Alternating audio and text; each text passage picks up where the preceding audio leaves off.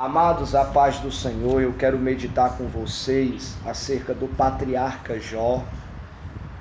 Deus fortalecendo nos mostra, através da sua palavra, todas as virtudes de Jó, qualidades, que Jó era um homem de Deus, que Jó sujeitava-se a Deus, resistia ao diabo e vivia ali debaixo da bênção, da prosperidade de Deus, que Deus o favoreceu. A Bíblia ali no capítulo 1 deste patriarca começa a falar que ele é um homem mais importante, mais rico, bem sucedido da terra de Uz.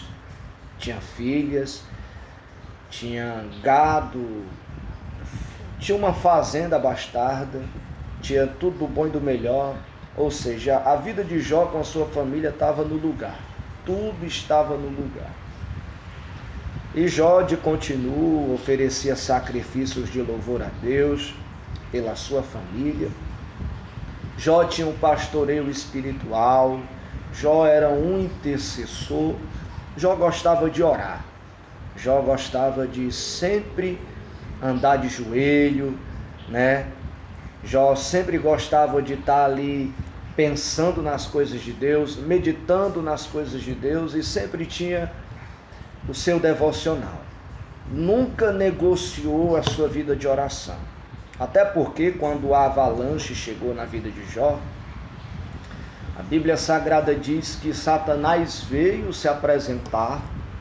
Quando os filhos de Deus vieram se apresentar ao Senhor, Satanás veio e Deus dá testemunho de Jó. E aqui eu aprendo uma lição. Quando Deus olha para Satanás e diz: observar-te o meu servo Jó, o homem íntegro, o homem temente a Deus, o homem que se desvia do mal, um homem reto. Essa palavra reto significa em latim rectus, que significa andar na direção certa. Ou seja, Jó, ele andava na direção certa. Ele andava segundo o coração de Deus, conforme o propósito de Deus. Jó orava e por orar, ele tinha a direção, ele tinha um favor e a bênção de Deus na sua vida. E levando para Mateus, um dos evangelhos sinóticos, que é o evangelho conforme escreveu Mateus, nos mostra o batismo de Jesus por João Batista. E Jesus foi até a ele, João disse: eu que careço ser batizado por ti. Aí Jesus deixa para se cumprir as escrituras. E o interessante é que quando João estava batizando Jesus, ouviu-se uma voz do céu: esse é o meu filho amado em que minha alma se compraz. Aí Deus falou comigo. Se Deus fosse dar testemunho de nós, qual seria o testemunho de Deus? Porque existe as pessoas que realmente estão buscando ao Senhor, e existe outras pessoas que não estão buscando a Deus, Pessoas que servem a Deus de verdade, pessoas que não servem, Pessoas que querem a bênção, mas não querem o dono da bênção, pessoas que querem a porta aberta, mas não querem um Deus que abre a porta, as pessoas que querem a cura, que querem receber um milagre, mas não querem submeter ao senhorio de Cristo, não querem obedecer à palavra de Deus, não querem fazer a vontade do Senhor, ou seja, não tem comunhão com Deus e não tem prazer em buscar ao Senhor. Assim como, louvado seja o nome do Senhor, ouviu-se aquela voz: esse é o meu filho amado em que minha alma se compraz, E Deus, o que Ele pensa de nós? O que Deus fala sobre nós? Porque Deus tudo vê, Deus tudo conhece. A Bíblia diz em Hebreus que a palavra de Deus é poderosa e é penetrante. Ela corta, opera a cirurgia, ela está ali para discernir. E nós temos que prestar conta de tudo diante do nosso Deus, porque todas as coisas estão nuas e patentes perante o nosso Senhor. Como é que está a nossa vida espiritual? Jesus também dá testemunho de João Batista, dizendo que ele era profeta. que ele era o profeta maior. E ele diz, aquele que serve, aquele que se torna o menor, será o maior no reino de Deus. Outra lição que a gente aprende. O que Deus pensa de nós? O que estamos fazendo para Deus? Será que estamos agradando ao Senhor? Será que estamos buscando a Deus de verdade? Será que estamos caminhando para a direção certa?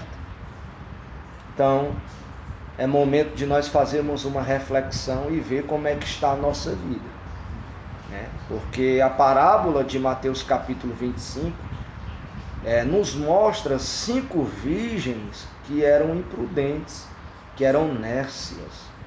Elas pensavam que tudo estava bem, que tudo estava no devido lugar. Ou seja, quantas pessoas estão pregando, estão louvando, estão fazendo alguma coisa concernente à obra de Deus, mas não estão no centro da vontade do Senhor, pensando que tudo está bem. Mas não é assim. Temos que submeter à vontade do Senhor. E trazendo para Jó esse testemunho que Deus dá para Satanás de Jó, amados, é muito poderoso, é muito forte. Jó tinha uma fé sobrenatural. Jó era rico, bem sucedido, era importante, mas o seu coração era conforme o coração de Deus. Veio a avalanche, veio a provação, Deus permitiu que o inimigo tocasse em 6 áreas da vida de Jó. A enfermidade de Jó chegou em sua vida, onde ele tinha tumores purulentos, onde os estudiosos da Bíblia Sagrada dizem que era furunculose, onde os estudiosos dizem que Jó passou essa provação de 8 a 10 anos, neste sofrimento, nesta luta, vivendo dias difíceis, dias de guerra, dias de terrores, mas Deus abençoou a vida de Jó. Tem muitas pessoas que, quando estão passando por provas, correm atrás de profetadas, né? Correm atrás de profetadas. Existe profeta ainda na terra, existe homens de Deus que têm um dom de profecias, que são usados divinamente pelo Senhor, mas tem outras pessoas que estão por aí ludibriando, cauterizando e falando aquilo que Deus não mandou dizer. E aí as pessoas que não leem a Bíblia, as pessoas que não buscam ao Senhor, acaba que se embaraçando com essas coisas, né? Conforme o apóstolo Paulo admoestou a Timóteo: Timóteo, medita na palavra, ela é inerrante, ela é infalível, ela é poderosa. Timóteo, se você meditar na palavra, se você caminhar na verdade, você tem a bênção de Deus e ninguém irá te enganar. E quantas pessoas estão sendo enganadas por profetadas, por revelações que não são revelações da palavra de Deus, são revelações inventadas.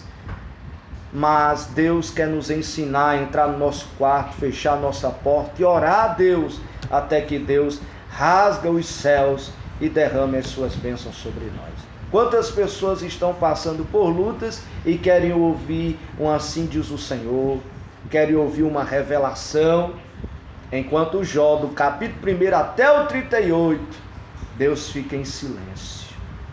Depois que Deus vai falar com Jó, oh glória! Amados, o que fazer quando o silêncio de Deus chegar? Isaías nos admoesta e nos encoraja e nos traz esperança. Desde a antiguidade não se viu um Deus além de ti, Senhor, que trabalha para todos aqueles que nele esperam. Então o segredo é esperar, é confiar, passar pelo que for, né?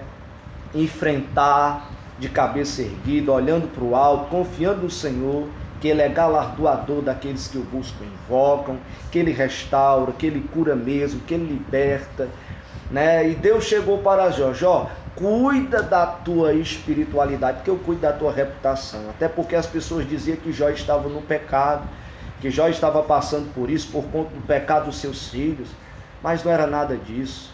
Era Deus trabalhando na vida de Jó, era Deus forjando, Deus lapidando, Deus ensinando a Jó o que era a redenção.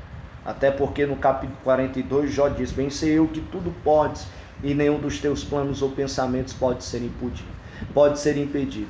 Deus restaurou a vida de Jó, mudou o cativeiro de Jó, restaurou a sua riqueza. O diabo caiu por terra e o nome do Senhor foi glorificado. Seja fiel. Passe pelo que for, crendo, glorificando e exaltando o nome do Senhor. Sabe por quê? Porque Deus é contigo. Você é filho, filha, você é herdeira, co-herdeiro, você é menina dos olhos do Senhor e Deus nunca vai te desamparar. Confia, Deus abençoe a tua vida, Deus te ilumine, Deus te proteja e as bênçãos de Deus sejam derramadas sobre nós. Fica com Deus, a paz do Senhor Jesus.